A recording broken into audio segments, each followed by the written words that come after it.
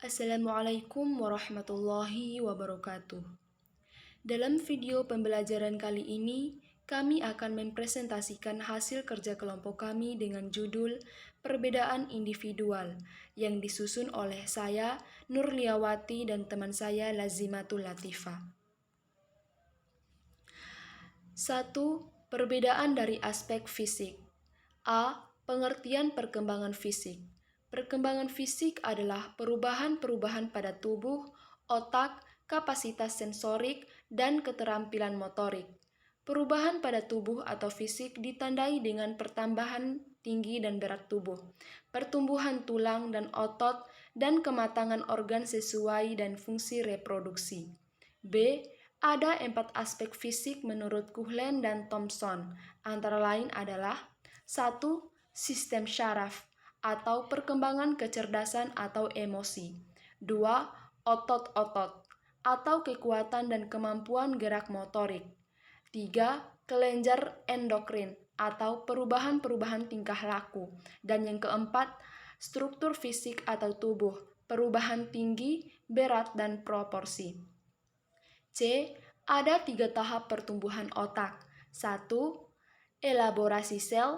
2. Produksi sel. Dan yang ketiga, perpindahan sel.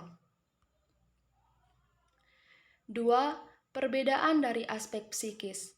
A. Pengertian aspek psikis. Aspek psikis merupakan pikiran, perasaan, dan sikap individu terhadap dirinya sendiri. Aspek ini berkaitan dengan unsur-unsur non-fisik berupa pesan dan gagasan seniman yang terkandung pada karya, seperti komposisi, pesan, gagasan, tema, gaya, simbolik atau perlambangan, kemampuan dan bakat seniman dalam mengelola, serta mengolah nilai fisik atau bentuk. B. Perkembangan psikis. Perkembangan psikis tidak bisa diukur maupun dilihat secara langsung, tapi dapat dilihat dari tingkah laku dan kemampuan. Faktor-faktor yang mempengaruhi perkembangan fisik adalah asupan makanan atau gizi dalam makanan. Misalnya, seorang anak yang pola makannya tidak teratur serta makan makanan yang tidak terpola dengan baik gizinya, maka akan mengalami kurang gizi dan gangguan dalam pertumbuhannya. C. Faktor-faktor yang mempengaruhi perkembangan psikis. Faktor-faktor yang mempengaruhi perkembangan psikis adalah kecerdasan emosional dan spiritual masing-masing individu. Kecerdasan emosional berkaitan dengan emosi, perasaan, dan pikiran. Sedangkan kecerdasan spiritual berhubungan dengan keyakinan dan agama. Inilah gambaran dari perkembangan psikis pada remaja. Setiap remaja akan mengalami problematika psikis tersendiri yang berkaitan dengan perkembangan fisiknya. 3. Perbedaan dari aspek inteligensi. 1. Pengertian inteligensi. Inteligensi adalah kemampuan untuk mengarahkan pikiran atau mengarahkan tindakan. Kemampuan untuk mengubah arah tindakan bila tindakan tersebut telah dilaksanakan dan kemampuan untuk mengkritik diri sendiri. 2. Faktor-faktor yang mempengaruhi inteligensi. Menurut M. Ngali Purwanto, ada beberapa faktor yang dapat mempengaruhi inteligensi yang mengakibatkan terjadinya perbedaan antara inteligensi seseorang dengan yang lain.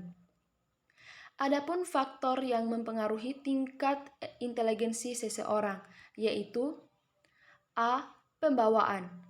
Pembawaan ditentukan oleh sifat-sifat dan ciri-ciri yang dibawa sejak lahir batas kesanggupan kita, yakni dapat tindakan seseorang memecahkan suatu soal, pertama-tama ditentukan oleh pembawaan kita.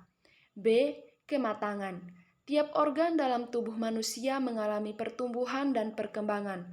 Tiap organ, fisik dan psikis dapat dikatakan telah matang jika ia telah mencapai kesanggupan menjalankan fungsinya masing-masing.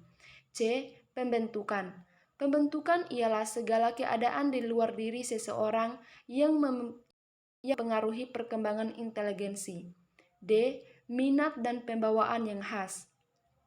Minat mengarahkan pembuatan kepada suatu tujuan dan merupakan dorongan bagi pembawaan itu. Dorongan-dorongan atau motif-motif yang mendorong manusia untuk berinteraksi dengan dunia luar. E. Kebebasan. Kebebasan berarti bahwa manusia itu dapat memilih metode-metode yang tertentu dalam memecahkan masalah. Manusia mempunyai kebebasan memilih metode juga bebas dalam memilih masalah sesuai dengan kebutuhannya. D. Cara guru menyikapi perbedaan siswa di kelas.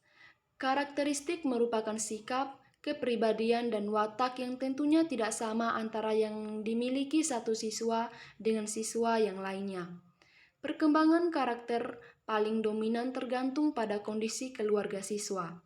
Guru yang profesional tentunya harus dapat memahami dan menguasai cara mengatasi karakter siswa yang beragam.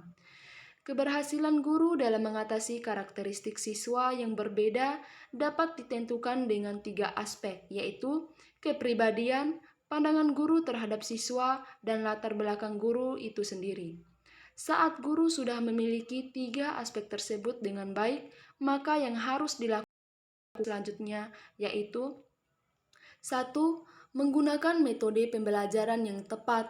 Metode pembelajaran yang tepat sebaiknya tidak ditunjukkan pada sebagian siswa saja. Untuk menghadapi berbagai karakteristik tertentu, guru dapat menggunakan metode pembelajaran yang dapat memadukan beberapa karakteristik yang menonjol dari semua siswa di kelas. 2. Memperlakukan siswa secara yang adil. Yang dimaksud adil tidak harus sama antara satu dengan siswa yang lain. Namun, adil yang dimaksud sebuah perilaku sesuai dengan yang dibutuhkan masing-masing siswa. 3. Memberikan motivasi yang tepat. Motivasi yang diberikan guru harus sesuai dan dapat membangun karakteristik siswa dari yang belum mampu menjadi mampu, dari yang belum paham menjadi paham. 4. Membangun komunikasi yang baik. Interaksi antara guru dan siswa tentunya harus berjalan dengan baik agar tercipta pembelajaran yang menyenangkan. 5. Menciptakan suasana belajar yang nyaman. Suasana yang nyaman dapat menyatukan siswa, dan bila sudah menyatu, guru akan dengan mudah memberikan materi pembelajaran di kelas.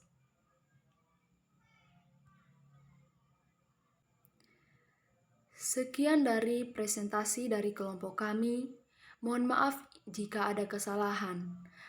Wabillahi taufiq wal hidayah. Wassalamualaikum warahmatullahi wabarakatuh.